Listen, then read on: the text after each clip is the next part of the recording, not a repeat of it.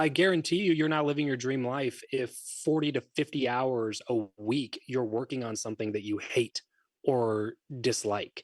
Like that's a really, really bad place to be. So something's got to change in that circumstance. Like you either have to change, first of all, your perspective. You can change your perspective.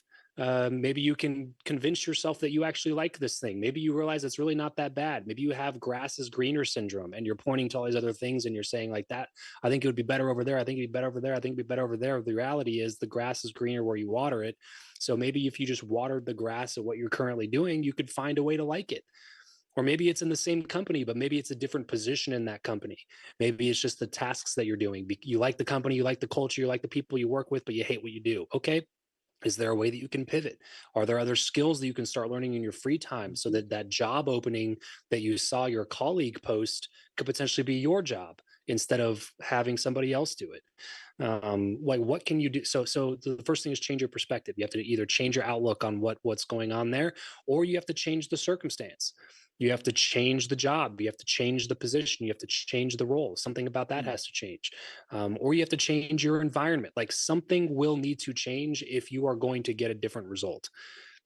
If you never take the time to figure out what that is, then you're going to be in a rough spot, and then everything's going to suffer from there. I don't think that you can spend the majority of your waking hours doing something you really dislike and also have enough energy at the end of the day, excuse me, at the end of the day to like pour into your family and your relationships.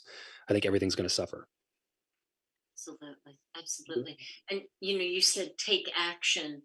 Um, I would imagine on the trajectory of taking action, there could be other little side roads that might really lead you to what really feels good for you. The thing that I'm noticing more at this late date in my life is that truly, and it was so cliche, but if you follow what feels good, that's where you need to be. I'm applying that to my life so much more. People that I feel really good after I've had a conversation with them, I want to be friends with them. Things that feel good after I complete it, I want to do more of that. And maybe on that trajectory of taking action, you may find something that you never even anticipated. And all of a sudden you love it, and you're a millionaire or whatever.